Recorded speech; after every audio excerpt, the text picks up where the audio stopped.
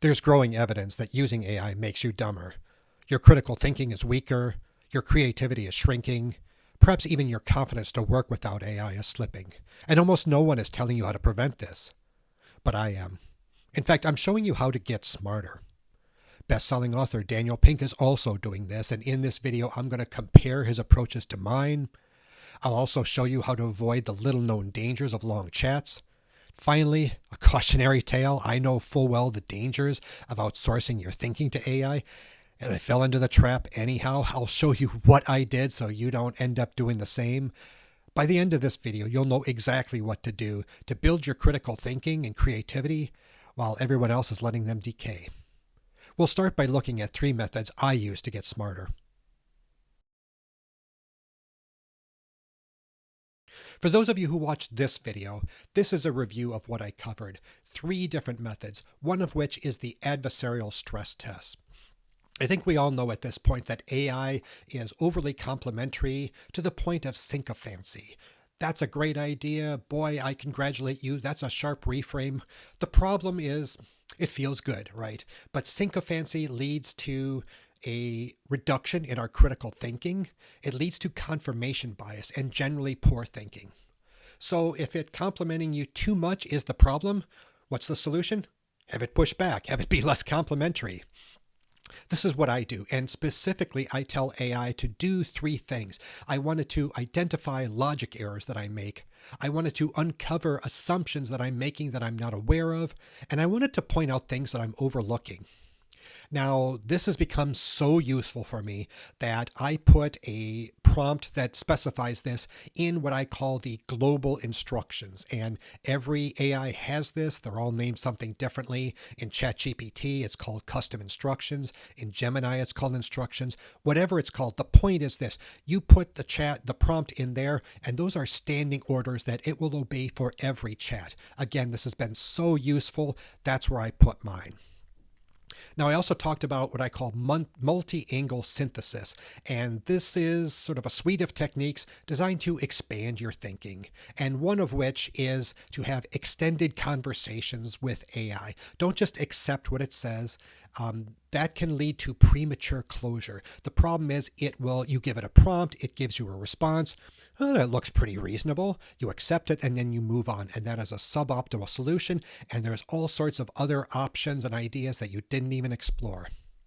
Closely related is to think about the problem or the issue before you turn to AI. Man, it is so easy. As soon as you've got something you got to figure out, fire up ChatGPT and start typing. The problem is that if you think about it for yourself, you're going to come up with ideas and solutions and options that it never could. You jump right to AI, you're going to be stuck assessing the limited number of options that it gives you. The last method I talked about was Socratic interrogation, Socratic dialogue. This is a time-tested method for thinking smarter.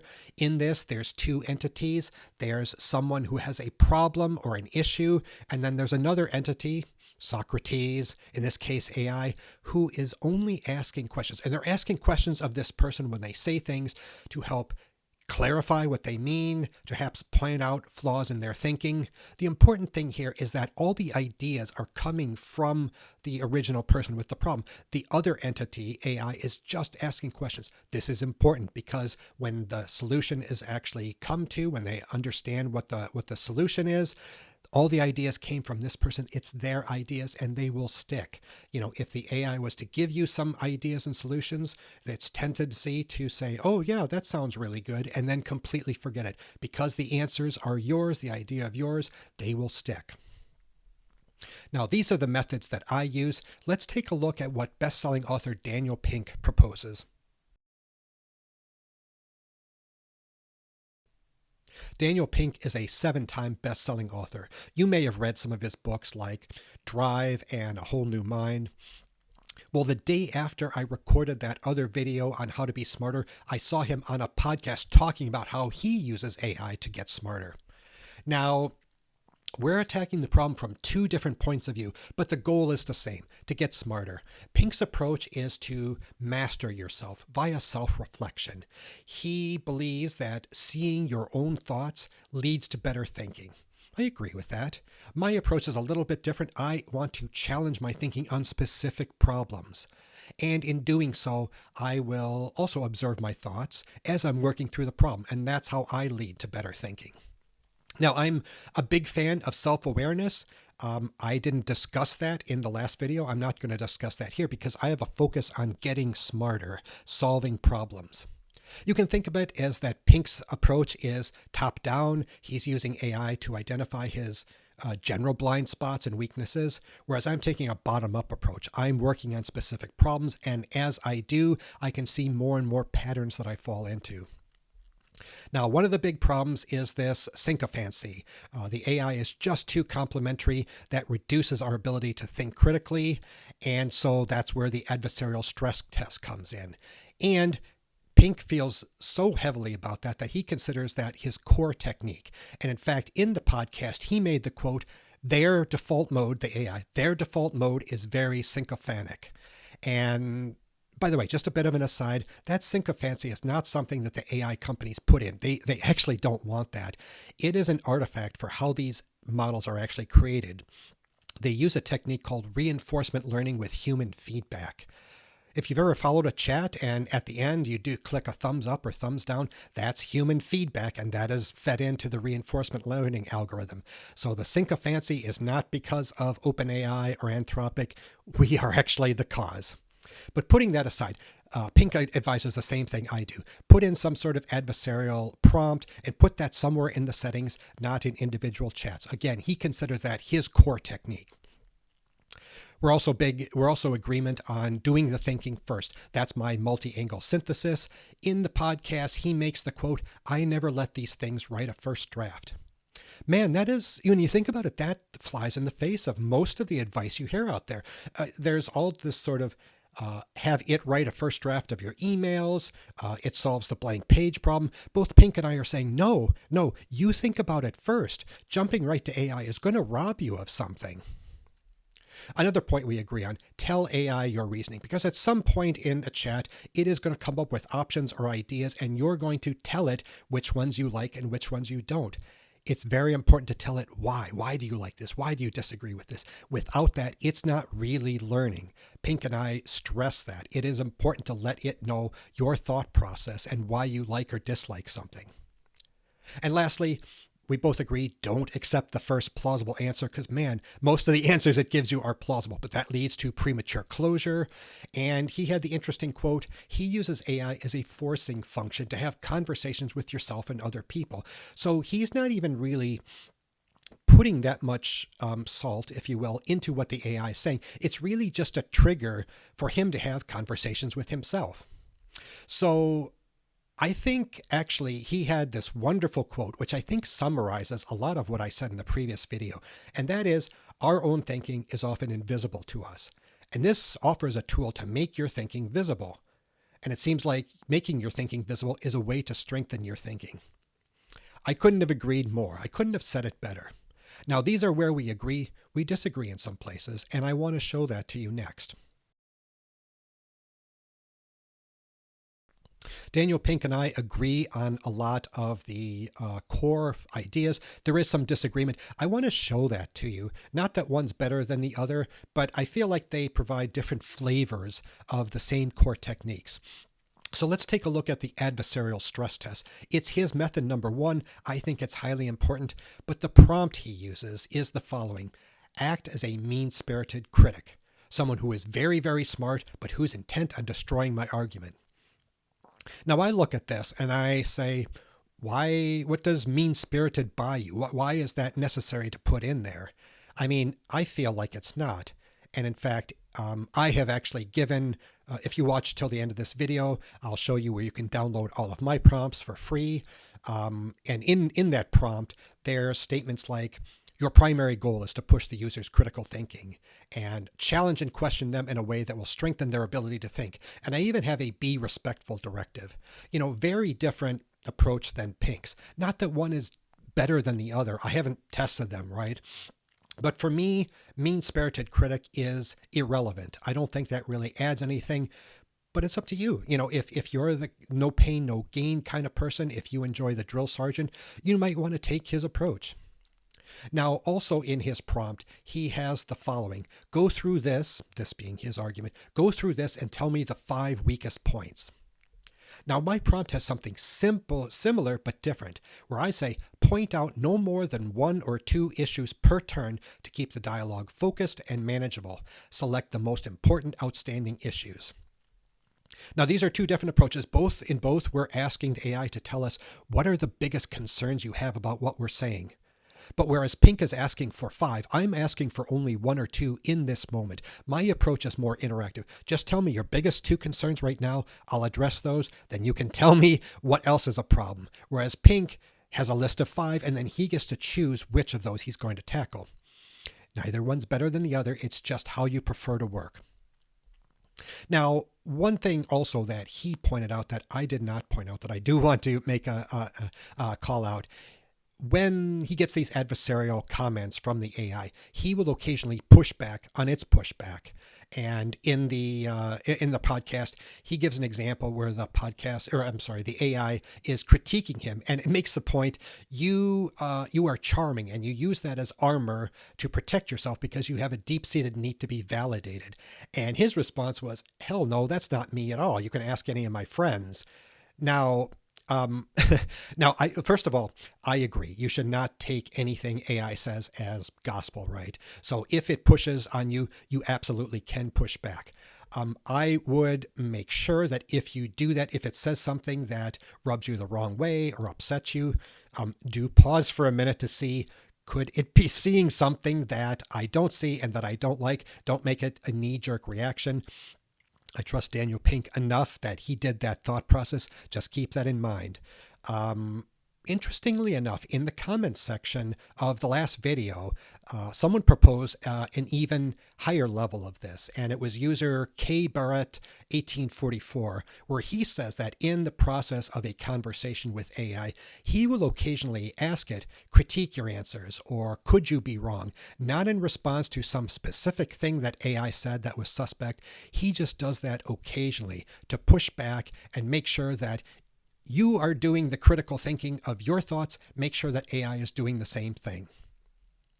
Now, Pink and I also differ on the nature of the interaction. Daniel Pink believes that AI is there for evaluation, not novel thought. He uses it as a tool, and so tool use is his method of interacting. He feels that AI is useful primarily as a mirror that he can hold up to himself and analyze his thinking. It's only good as a critic.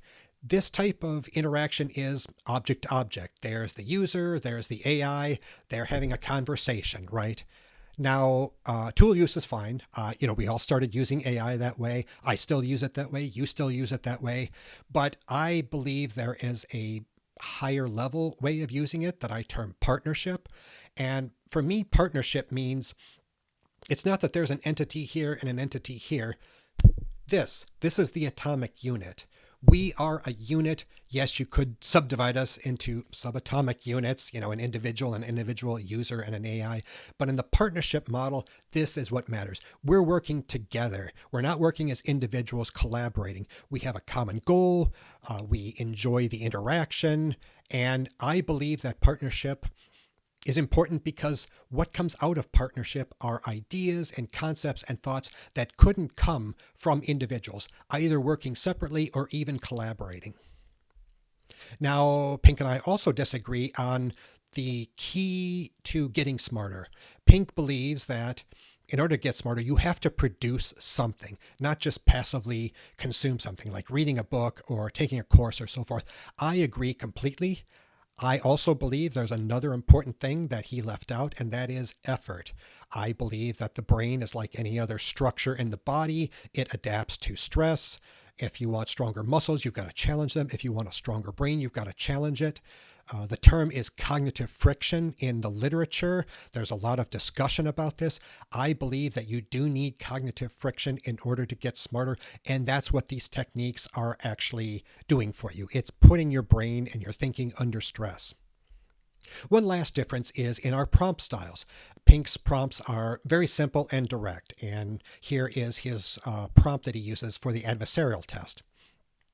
Now, I have much longer, much more detailed prompts like this. Now, that may be a little bit small for you to read. I understand. Again, all these files and prompts will be available to you for free at the end of the video, but I specify the role, the context, the task, the constraints and rules. I want to specify this in more detail because I want the AI to do certain things. I want it to know why it's challenging me. I want it to know what the parameters are. A very different way of prompting, but I'm a big fan of detailed prompts. Now, it is important to push back against AI, not just have it push back against you. And we saw that a minute ago. Turns out pushing back against AI is more important than I realized. And I discovered this only recently. I stumbled upon a research paper. I'm going to discuss that next because that is something almost nobody realizes. And I think it's important, especially if you have long chats. That's next. I'm a big fan of long, what they term multi-turn chats. That's where I put in a prompt, it responds, I respond, it responds, and we go back and forth and have this interactive conversation. These are good when you don't know exactly what you want, and I encourage you to consider that even though something seems really clear to you, you may not know exactly what you want until you get into it. Writing an interactive discussion is easier than writing a very long initial prompt, and I found these types of conversations to be truly enjoyable. But there is a problem, and there is a research paper that I stumbled upon written a year ago in which the researchers found that in these long multi-turn chats, the AI, the large language models, will make assumptions early on in the discussion, and it will not revisit those, it will not reassess those, and it won't reverse those. And it'll do this invisibly. You won't realize that that's what's happened. Now, this is a big problem because, among other things, that will cause the AI to propose final solutions prematurely. Now, you may be good at catching that, but it won't. It will make incorrect assumptions. It's impossible to fully specify all the details of what you want done. So all of our prompts are underspecified. The problem is that when the LLM sees those, oftentimes it will fill in the blanks with stuff it just made up, assumptions that may be very incorrect. They also noted that in the process of a chat, it will rely too heavily on its previous attempts to answer the problem, which were probably incorrect. And lastly, even when it is going in one direction, you catch it and you give it new info, they found that the LLM has a hard time course correcting. Now, these are big problems, but fortunately, the researchers did give some possible solutions, and I'm giving you some additional ones based on our discussion. The first one they have is that once you've had a chat, start a new chat. Exactly the same, start with that same exact prompt and put that in and have a new chat. And in some cases, it will go off in a different direction, in a different response. It'll be interesting to see the trajectory of that conversation compared to the first. Another approach is in that chat, ask it at some point to consolidate all the inputs you've given it. The original prompt, all the follow-up refinements you made, tell it to summarize those, then copy and paste that into a new chat and start there. You can also periodically tell it to examine its thoughts, like K. Barrett 1844 suggested. And one of my favorite methods that I do just in most of my prompts is tell it my motivation. It's tempting just to tell it the task you want. I also want it to tell the motivation because I know it's going to be underspecified, and I want to give it a little bit of context as to why I'm doing this in the first place, so that when it does fill in the gaps, hopefully it makes better assumptions than if it just made stuff up. Now, the best solution, of course, is to provide very detailed, complete instructions up front in your initial prompt. That is very difficult for people to do. I did actually make a video on that. I referred to it as the skill of the future. Spoiler alert, it's to learn how to create specifications, or specs for short. So your initial prompt is quite detailed. You go through and tell it basically what good looks like and what restrictions are in place. So if you're interested in that, this video does go through a step-by-step method for detailing a spec.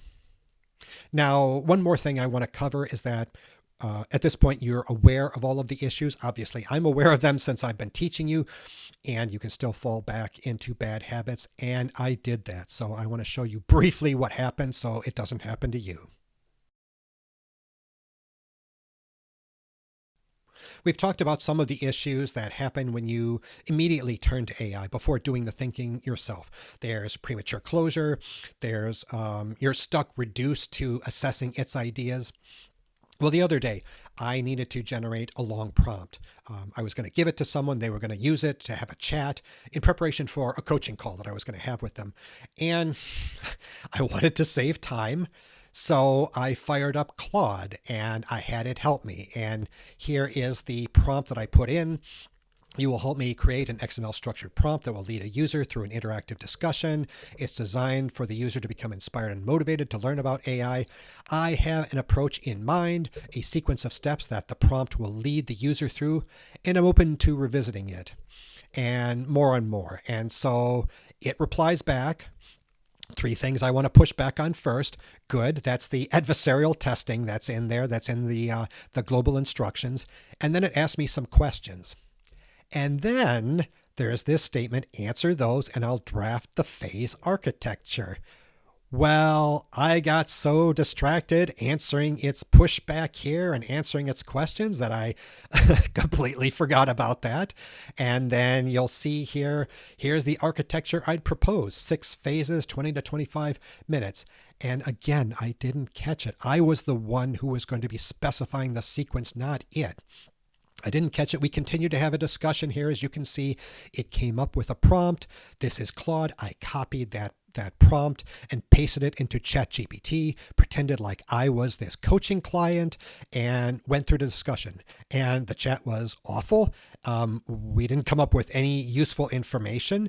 It was an unpleasant experience for me. So I copied that transcript of that chat and pasted it back into Claude, and its response, oh, I can see the problem. This is a very poor sequence of questions and phases to go through. And I just was like, oh my God, I can't believe I fell into that. I was the one who was going to specify the phases, the steps to go through, and I completely outsourced that to the AI without even thinking. So cautionary tale, you know what there is to watch out for. You know how to fix it. When you are in rush, it's easy to do things you know not to do.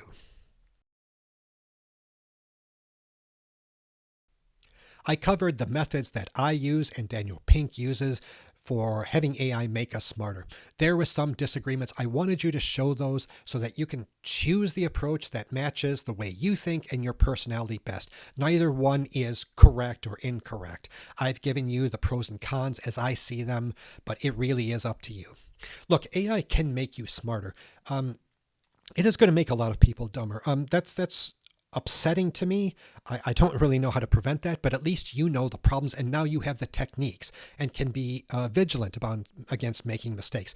And so I have put all my prompts using my methods into a Google Drive directory. The link is in the description. You click on it, you download the files, you just copy and paste those into a chat or into your global instructions. You're not signing up for a newsletter. You're not giving me your email. I just want you to have these so that you can use these, right? Important, multi-turn chats have hidden dangers. I'm still a big believer in them. Just be aware this is another reason to be vigilant about anything AI tells you. Look, there's a lot of channels here on YouTube talking about AI. I am showing you things that others aren't. I just gave you this toolkit full of prompts to get smarter. I've shown you this little known problem about multi-turn chats. So please keep watching. Subscribe if this information is useful to you. Thank you for watching. Many more videos are coming on the way. Have a great day.